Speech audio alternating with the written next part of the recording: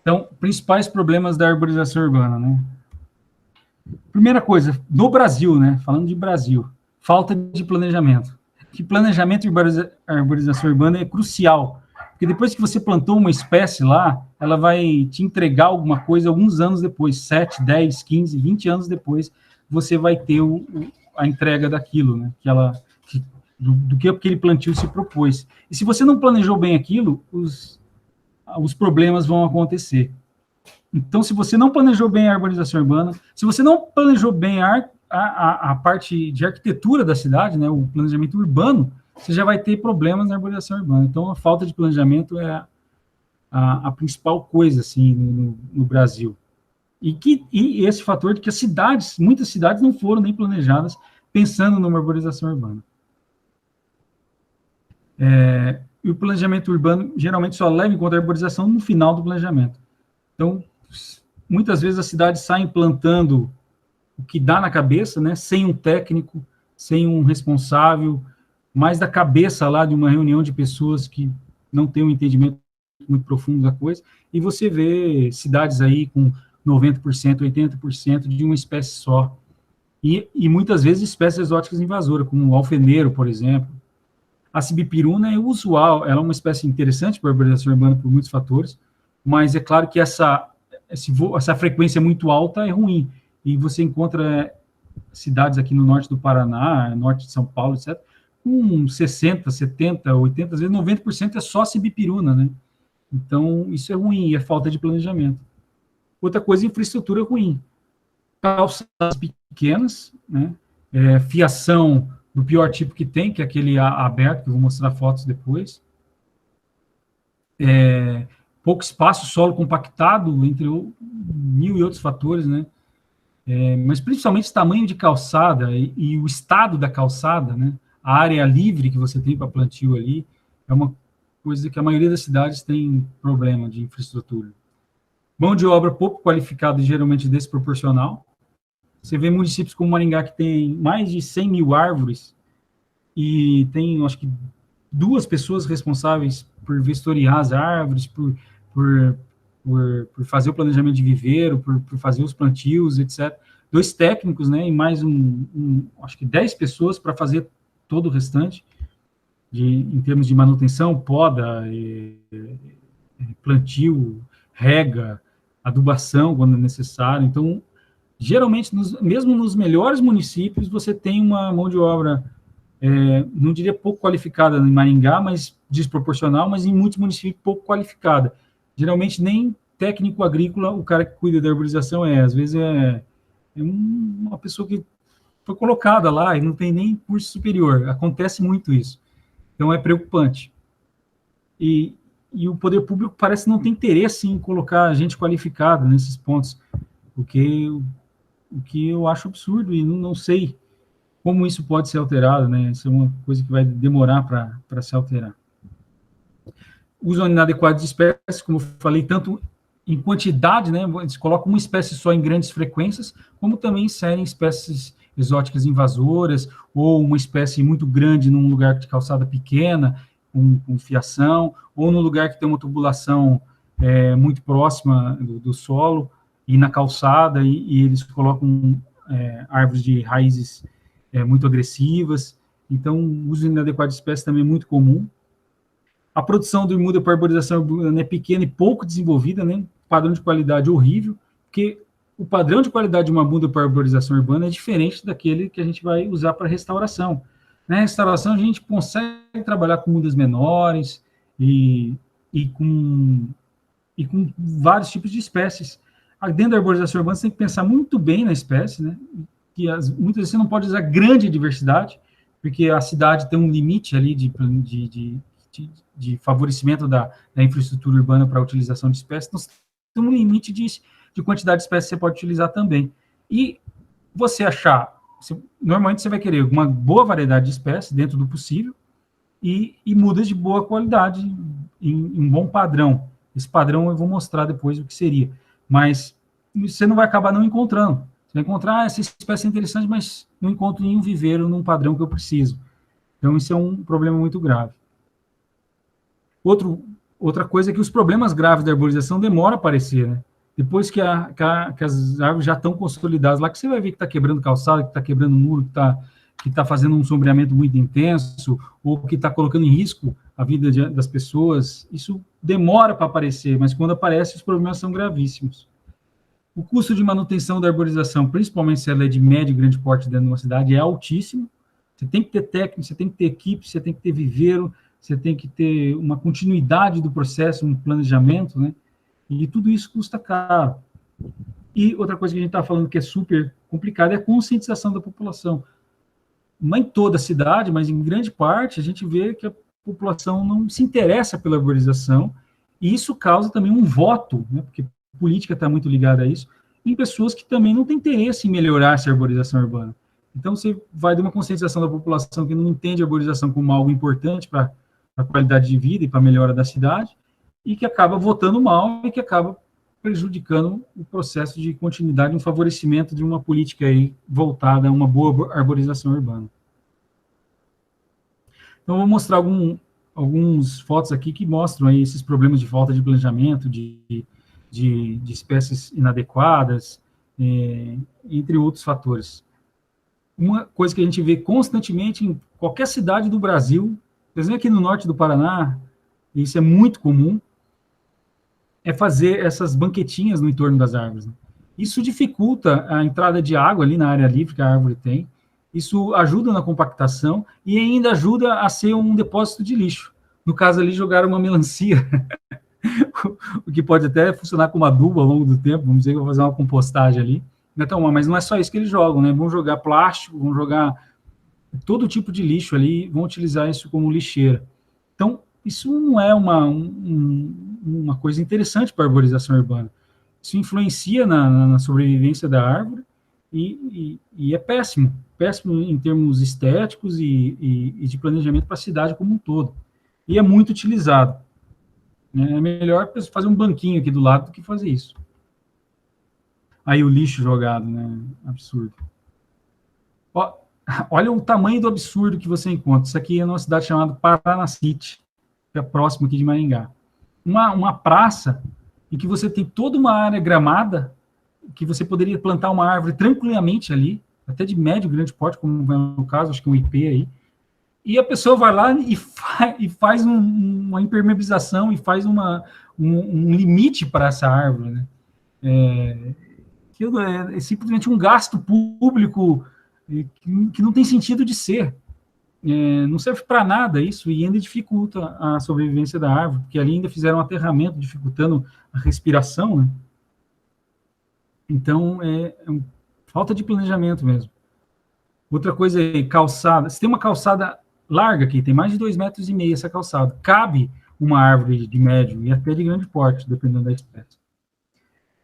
Só que você não tem área livre para essa árvore. E ao jeito que foi aberta a área para o plantio, claro, um solo extremamente compactado e, claro, não dando abertura para o tanto que essa raiz ia crescer. Por isso que ela ficou tão superficial. Isso aí é uma sibipiruna. E a sibipiruna, claro, ela tem raízes que são superficiais, tende a aparecer na superfície. Mas quando você tem um solo compactado, quando você tem essa abertura e esse plantio super perto do meio-fio, você tem um desfavorecimento às raízes. Então, a expansão das raízes. Então, você vai ter problemas com essa árvore. Isso é falta de planejamento. Isso causa esse tipo de queda, que você vê que a raiz ela não conseguiu muita expansão de território, por causa de compactação do solo, por causa da área livre pouco pequena. Nesse caso aqui, ela não tinha quase árvore ali, não sei nem como ela absorve água, né? Então, você causa um apodrecimento de raízes pouco desenvolvidas, que apesar dessa copa toda, apesar disso tudo, o risco de queda aumenta muito. E acontece isso. Falta de planejamento, de novo. Isso aqui não é nem a espécie que estava inadequada. Nesse tipo de calçada, cabia até uma espécie desse porte, mas numa área livre decente, com solo descompactado, e outros fatores, né? Um plantio bem feito, e uma manutenção dessa árvore bem feita também, claro. Aí, esse tipo de erro de planejamento pode causar danos como esse. Nem sempre uma árvore cai por causa de falta de planejamento, por causa de problemas, vamos dizer. Mas a árvore cai porque, naturalmente, ela tende a morrer também, né? Então, se der uma ventania muito forte, mesmo que tiver tudo certo, existe risco de queda. O risco de queda zero é muito difícil, só para árvores muito novas. E como na arborização a gente quer crescimento rápido, muitas vezes se usa muitas espécies pioneiras, que têm crescimento rápido e também um tempo de vida mais curto. Então, aqui em Maringá, por exemplo, tem muita sibipiruna, uma espécie pioneira, ela vive na natureza em média de 60 anos. Na área urbana, com o estresse que tem, ela vai viver menos. Então, ela vai ter um desgaste físico por causa dos impactos da urbanização sobre ela, e ela vai ter uma tendência à queda após os 40 anos, que já começa a ficar elevada. Então, você tem que pensar nisso também. Mas nem toda queda de árvore vai ser um erro de planejamento, e é um risco que se tem também pelos benefícios que essa arborização pode causar. Né? Só que com um bom planejamento, com a indicação certa da espécie, você reduz esses riscos e as chances desse tipo de coisa acontecer. Mas nunca para zero. Né? Sempre vai existir esse tipo de risco. Pode cair numa casa, pode até matar uma pessoa, né? É um risco sério. Então, o planejamento tem que ser muito bem pensado. Mas por causa desses riscos, você vai deixar de plantar árvores grandes, você vai deixar de plantar árvores médias? Eu acho que não. Né? Por isso que você tem que se planejar, porque o benefício que isso traz, ao meu ver, é muito maior. E se você planejar bem, e tiver uma manutenção, uma boa equipe, você vai estar substituindo essas árvores com problemas o mais rápido possível, evitando todo e qualquer tipo de queda. Né? Aqui outra coisa que fazem muito é a poda drástica, né? Essa é uma árvore essa árvore tem muitos erros, né? Primeiro, foi plantada colada no meio-fio, dificultando a expansão da raiz, dificultando o equilíbrio da árvore. Segundo, para economizar, né, recurso, porque eles vão dizer que tem uma equipe de poda que vai passar uma vez ao ano. Aí eles sabem que tem que fazer muitas podas, mas vai lá e faz uma poda drástica, que só pode passar aquela vez. Então, quer economizar dinheiro. Só que com isso, na hora que você faz uma poda drástica dessa, você tem a morte das raízes, de grandes raízes lá embaixo, porque a árvore entende, vamos dizer, que não precisa de tantas raízes. Então, ela vai, quando ela começar a rebrotar de novo, ela vai começar a despender novas raízes. E com isso, você vai ter um desequilíbrio maior da árvore, a partir do momento que ela vai crescendo de novo. Entre outros problemas de saúde, né?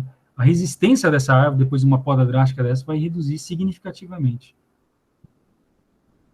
Aqui, outra coisa, pessoal, isso aí é um Ficus benjamina, se eu não me engano, plantado naqueles tubos, né? Para forçar a raiz a descer, né? Para não estragar a calçada. Então, o cara colocou uma espécie inadequada para a calçada, que é um ficus, uma figueira, numa calçada não é adequado, vai quebrar a calçada no futuro, porque tem raiz superficial, a gente já sabe disso. Mas o cara quer colocar aquela espécie lá, mesmo que seja inadequado. Daí ele vai colocar um tubo e força a raiz a se aprofundar. Só que isso causa vários danos à saúde da árvore, né? Um estresse muito grande. E, além do que, as raízes vão conseguir, voltando, vão chegar em alguma tubulação, vão chegar em algum muro. Então, isso não impede os prejuízos que as raízes poderão dar no futuro. Então, uma coisa também que não precisa ser feito, isso é falta de planejamento, falta de visão técnica aqui.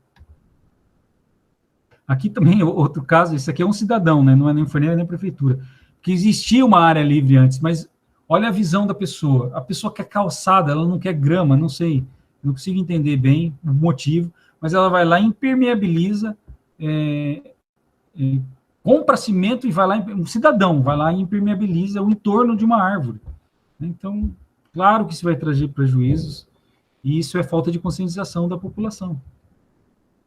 Aqui é o exemplo aí de um solo muito compactado, de uma área livre aberta de maneira ruim, né, péssima, uma árvore plantada muito próximo do meio-fio também, e olha aí o que acontece, a raiz que deveria ser subterrânea está muito superficial, né, fazendo estragos e, claro, trazendo um risco de queda. Poda unilateral, é um tipo de poda drástica também, só que você deixou a árvore toda uma tendência à queda para o lado da rua. Que, se ela cair para o lado da rua ou para o lado da casa, é ruim. Mas você não pode deixar que ela tenda a crescer. Se for necessário uma poda desse nível, porque tem muitos galhos podres, muitas vezes é recomendada a retirada da árvore como um todo, né, a substituição daquela árvore, né, em vez de fazer isso, porque você vai estar aumentando o risco de queda, entre outros fatores. Aqui, outro exemplo, né, uma área livre ínfima, muito pequena, para uma árvore de médio porte. A árvore tem que ciclar nutrientes, tem que receber água por essa área livre que ela tem na calçada.